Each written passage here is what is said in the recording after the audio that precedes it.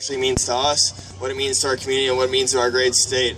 It's pretty amazing. We're sitting here and we're on the steps of the Capitol. That's a big deal. And there should be more people, thank you. But there should be more people here. You know, this is the masses. I could ask everyone here to raise their hand, and in fact, let's do it. How many here are affected by addiction one way or another? This is a story that everyone should hear, though. Because whether we like to admit it or not, everyone in this community is affected by addiction. So Anthony and I have been tirelessly going out. In fact, we celebrated the 1-year anniversary of Rise Together yesterday. Thank you. And never did we think when we were doing a Celebrate Recovery a year ago in Green Bay, Wisconsin, Anthony spoke for the first time in front of 13 people. I'm scared. And he does it really good. Hi, my name is Anthony. But like he said, we went out and we were passionate about this subject, and we really wanted to go out and let the fringe masses as well, the people that don't think they're truly addicted by this disease, to know that just like no kid says, hey, when I grow up I want to be a junkie or I want to be a drug addict, no parent here says I want to raise a kid that's going to have problems with drugs or alcohol. In fact, there are a lot of faces that I see in this audience, and I've seen a lot of tears roll down their face. Bridget, Martine, I know there's others out there. And you guys come out and you support this effort even when maybe that hope was gone. And I would just like to thank each and every mother, father that's out here that has lost a child. I gained a little bit more of a mother and a father, and I do have my own mother out here, and how special that truly is. And how is that possible? That's possible through recovery. Nothing else. We got that back. We're going to share a bit of our story here today, and Anthony is going to go into what Rise Together is doing, what we have done in the last year. We're going to ask you to join us. We're going to ask you to rise together with us. So here's Anthony.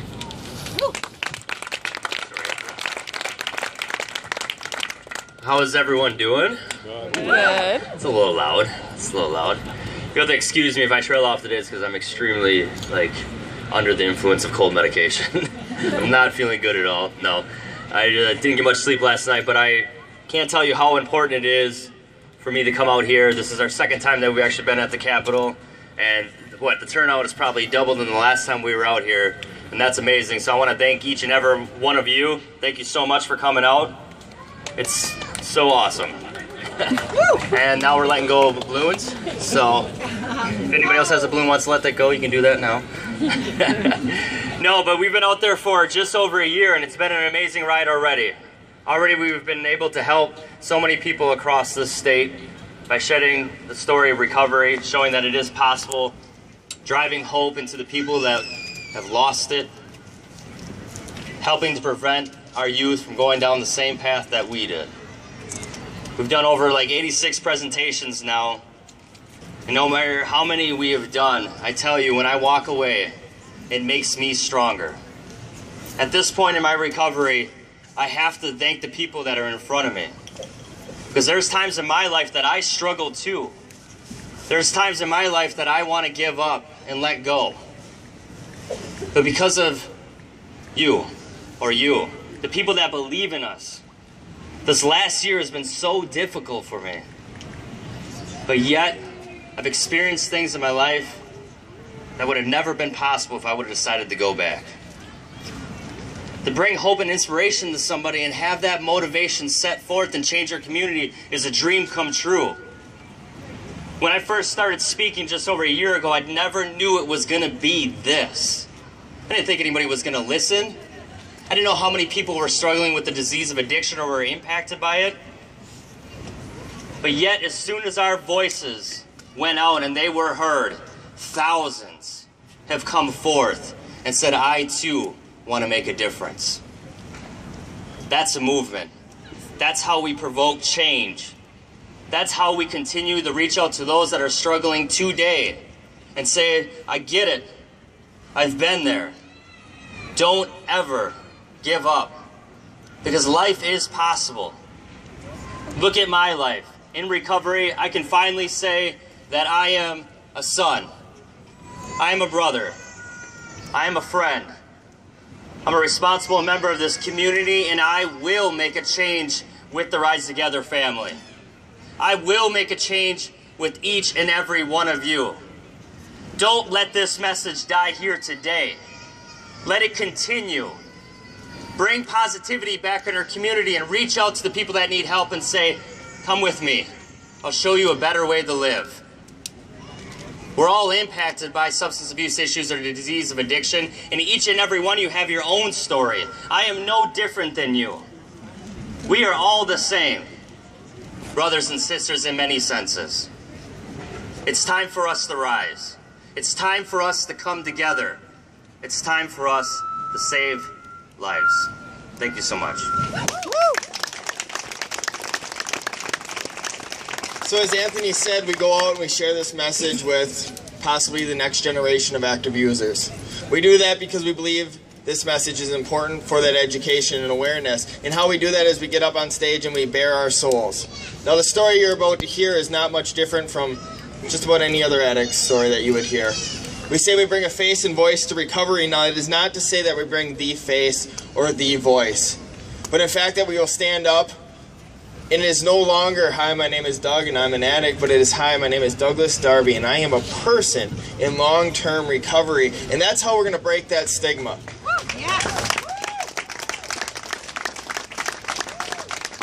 So we get up and we start talking to kids, and it's not the scare tactics, not saying if you do this, this is going to happen to you. I'm not here how to tell you how to live. In fact, I don't want you to be like me. I want you to be better than me. I don't want you to have to live with this shadow of addiction over you for the rest of your life, because this doesn't go away for any of us. I still bust my ass every day to stay sober. That's just the fact of the matter of it. So you get up and you tell the kids a relatable story. And how that story goes is I do have to take you back long before my own addiction. I have to take you back as a small child. I'm from Seattle, Washington originally. I had a father, alcoholic, heroin addict, methamphetamine user. And my mother gave him a very simple ultimatum. Get sober or lose your family. At the time my father was not ready to find sobriety, and he looked my mom in the eyes and said, take Douglas and go before I destroy this family. And that's what she did. She put us on a plane, she flew us to Green Bay, Wisconsin. Shortly after, my father did find recovery. He was that father. He got his life back together. He had a new family. I spent the summers out there. In fact, some of the happiest moments of my childhood were spent with my father out in Washington. Now that all changed when I turned about 13. You see, I went out there and for the first time in my life, things were just a bit different. Now I'm 13 years old. I don't have the education and awareness to know about what addiction truly is. I don't know that this is a hereditary disease, that this is something that I someday may face in my own life. You see, when I was a part of my father's life, I didn't see him in active addiction. The other months that I lived at home with my mother and my stepfather, they weren't in active addiction. I was brought up in a great home, spoiled rotten, great childhood. I didn't see that. But that's where that education and awareness comes in. You see, because at 13, when I went out there and I started hearing comments for the first time, like, I lost my leather jacket last night. I must have left it at the bar. I didn't really understand the whole impact of what that meant. But I did know one thing. Mom had a rule, a very stern rule. Dad was using, I didn't see him. So as my father took me to the airport at the end of that summer, and he went to put me on the plane, I asked him to take the sunglasses off. Much like I'm wearing today, probably for the same reason, to hide my tears, to hide his tears. And as he took those sunglasses off and the tears were rolling down his eyes, I very simply stated to him, you lost Mom, please don't lose me too. Now unfortunately, those are the last words I ever said to my father face to face. I didn't see him the last 2 years of his life. But on August 26th of 2000, I was 15 years old now, about a week before my freshman year of high school was starting. My mom picked up the phone and immediately started to cry. As she set the phone down, she turned to me, choked those tears out, baby, I am so sorry, but your father is dead. My dad died with a needle in his arm and a rope around his neck. And at 15, it crushed me. Here I am, weak, about to start high school, big deal. You know, that's a huge monument for me at that time of my life. And here I was, out there for the first weeks, spending that time at his funeral. He took that from me, stole that from me. At 15, I was also the kid that had dreadlocks to the middle of my back. I drove a short bus, I wore hemp necklaces. I still have pot leaves tattooed on my body to this day. I embraced the lifestyle. But I knew what heroin had done. I knew what the real drugs had done. That was never going to be me. I had drawn a line in the sand early then, saying that'll never be me. So throughout my 4 years of high school, having the addict mentality that I did, you want to talk about gateway drugs, it really didn't matter for me. I smoked weed for the first time and opened up Pandora's box. Wow, I really like this. That was a simple statement in my head. And the more I tried, the more I liked. The more I liked, the more I tried. It was a very simple progression, a fast-moving progression. As I approached these 4 years of high school, I started experimenting with the cocaines, the hallucinogenics, the ecstasies, the plethora of pharmaceutical drugs that ran rampant through Bayport High School. I mean, we're talking the mean streets of Howard Swamico, okay? And it was rampant 10, 12, 14 years ago. But it was never going to be me. And when I did have teachers or counselors pulling me aside saying, maybe the choices you're doing is going to impact you down the road, frankly, I laughed in their face. I was so arrogant and grandiose as a teenager. Who were they to tell me anything? I drove a nicer car than they did. I made more money in a day than they did in a week, and my customers were where I went every day, 7:30 to 2:30. And I didn't understand it wasn't going to be me. When I graduated high school, a week out of it, I did try heroin for the first time. And what I want you to understand for the people that don't get the word heroin. Heroin has always been such a scary word, you know. I mean, it was the bottom of the barrel drug you went to when you were ready to die. But when you're already addicted to these pharmaceutical drugs, it's not this huge leap into heroin addiction. It's just a small step. And that's exactly what it was. Now, I tried heroin for the first time, and I still had an excuse in my heart. I'm not putting a needle in my arm. Well, at 20 years of age, I did put a needle in my arm, and I thought that it came full circle for the first time.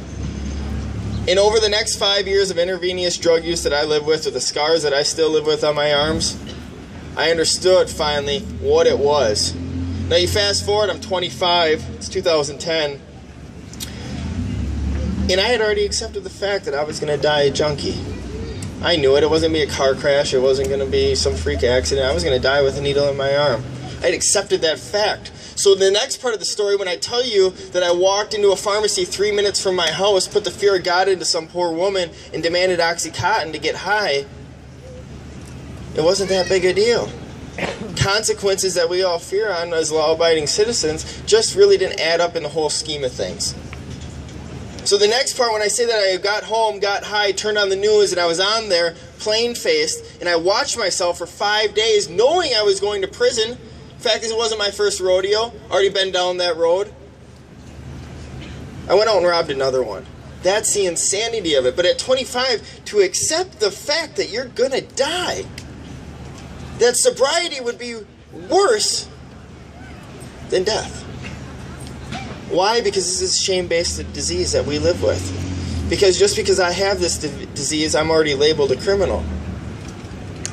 I was arrested. September 9th, 2010. SWAT team kicked in my door and I was taken to jail. Now at 25, I was handed a stack of papers when I got to jail, and I started adding up years.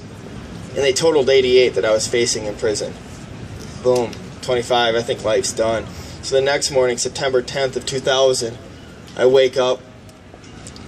I walk out of the jail cell, I walk straight into the showers, and I take the jail pants off my legs, I put them around my own neck, and I string them up in the shower. And I attempted to take my own life. Now that's a date I wear tattooed on my left arm, because not only is that story important, it's also the day that I took the needle out of my arm for the last time. Woo!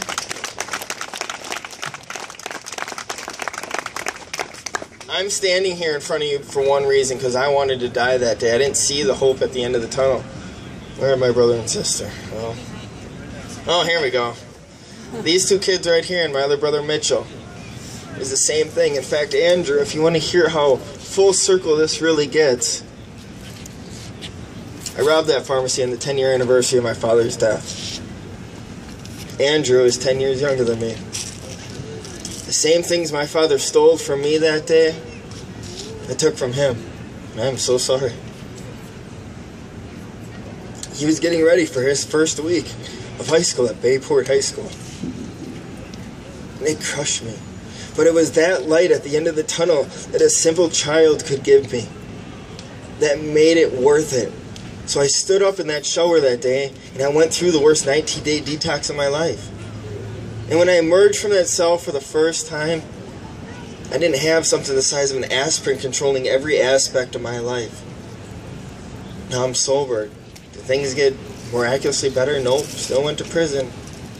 But I'm going to tell you, much like I told the judge on sentencing day, because I didn't take it to trial, I didn't take a plea, I took some accountability in my life. For the first time in my adult life, I started being honest not only with others, but with myself. And I said, Your Honor, if I was never a junkie, would I have ever been in that pharmacy that day? Of course not. But I was raised right. I did know right from wrong. I chose wrong. I'm just asking for one chance, a half a chance, if you will, to live my adult life sober. And he granted me that day. He sentenced me to 5.5 years in prison. Gave me the ability to earn my release early through treatment. Now here I am, 2.5 years sober in prison, and I go to a 6-month treatment. It took me 7.5 months to graduate because I didn't buy into the treatment for a month and a half. So when we go out for Rise Together and we advocate for treatment services, this is the point I'm trying to make. I went through a 19-day detox. I was 2.5 years sober before I actually went to treatment, and it still took me a month and a half to buy into the program. Why do you think our success rate is so low on first-time people going into treatment?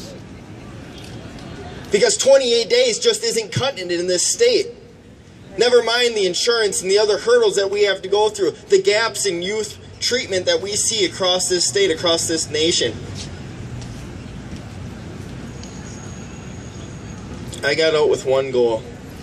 I wanted to stay accountable in my own sobriety, and I wanted to help others not walk down my path, so I started speaking. Never did I think that would be possible. But it was a dream I have, and now I'm living my dream. And what I want you to know is that it wasn't always that dream. When I was growing up, I wanted to be on top of the world, middle finger in the air, F the world. That was my dream. Watch me do it bigger and badder than Dad, and I'll still come out on top. Again, that arrogance, that grandiosity that is fed in. I have a new dream today, and it's not to be on top of the world. Today, I just want to change it. Today, I just want to do something bigger. I want to stand tall. I want to have my chest out, head high, fist in the air on the steps of Madison with all of you. That's my dream today, and we are doing that. Why? Because of recovery. That's the only way, and I'm telling you, we need more things like this. This doesn't stop today, as Anthony said. Don't let this voice die here today. What happens tomorrow? What are we all going to do tomorrow to go out and make a difference? Because we need this. Our community needs this. We need this like I needed my father, but he needed a needle. So come together, rise together, do what you know is important in your community. Let's stop seeing mothers dragged away from coffins or siblings watching the negative news about what's going on, because this affects so much more than just the masses that are affected by addiction. Let's hit the fringe masses. Let's let them know that it's important to Madison, it's important to Wisconsin. And if you really don't think you can make that difference, think about it. Me and him, just a couple of junkies up here talking. Thank you.